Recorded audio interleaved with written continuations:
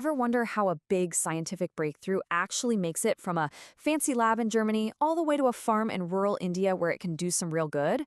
Well, today we're going to look at someone who spent her entire career building that exact bridge between science and the soil. It's one of the biggest questions in science, right? How does all that complex, jargon-filled research actually get into the hands of the people on the ground who need it most?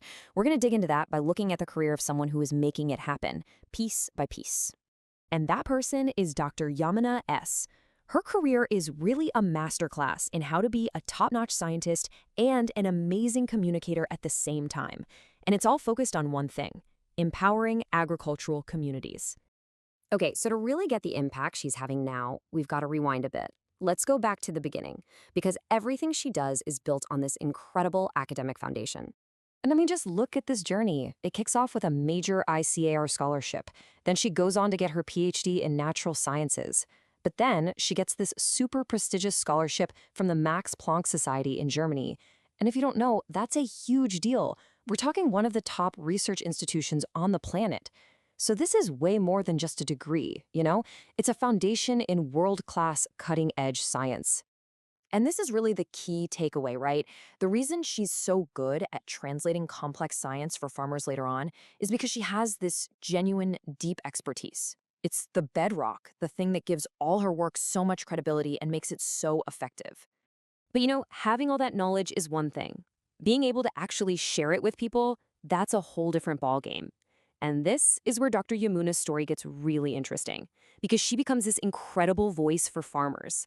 She specializes in a field called farm and science journalism. You can pretty much think of it as being a translator. She takes all this dense, complex scientific research and turns it into something that's clear, easy to understand, and most importantly, actually useful for everybody, from the farmer in the field to a policymaker in an office. And she's not just writing in some obscure journal either. We're talking about major platforms.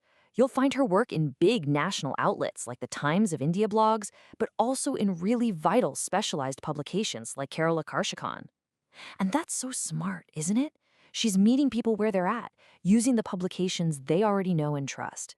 And that's where the magic really happens. Her communication creates this amazing feedback loop. Sure, her articles help farmers, but they also send those real-world insights back to the academic world. Her work helps guide the industry, and it basically strengthens the entire support system that helps agriculture thrive. So, okay, she's got this rock-solid science background, and she's built this incredible platform through journalism. What's next?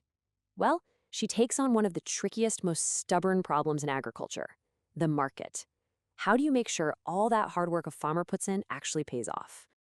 I think her entire mission is summed up perfectly by the title of one of her own presentations. It's Productive Alliances Linking Farmers with Markets. I mean, it doesn't get much clearer than that, does it? It's direct, it's powerful, and it just perfectly nails her vision for a farming sector that's both profitable and sustainable.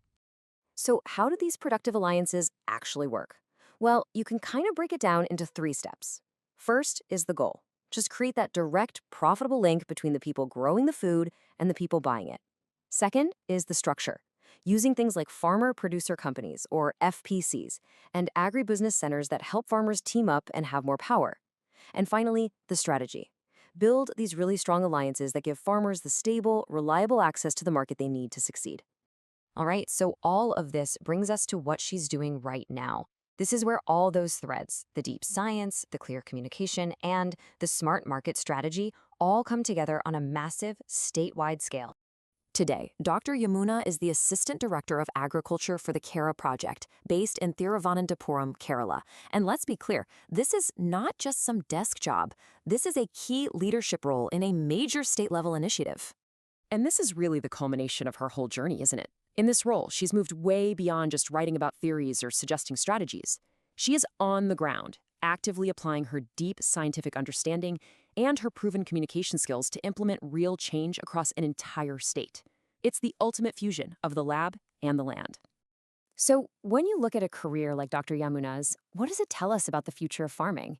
It suggests the answer isn't just going to be about some new technology or a miracle crop. It's about people. It's about connection. And maybe, just maybe, that future is built one conversation, one article, and one productive alliance at a time.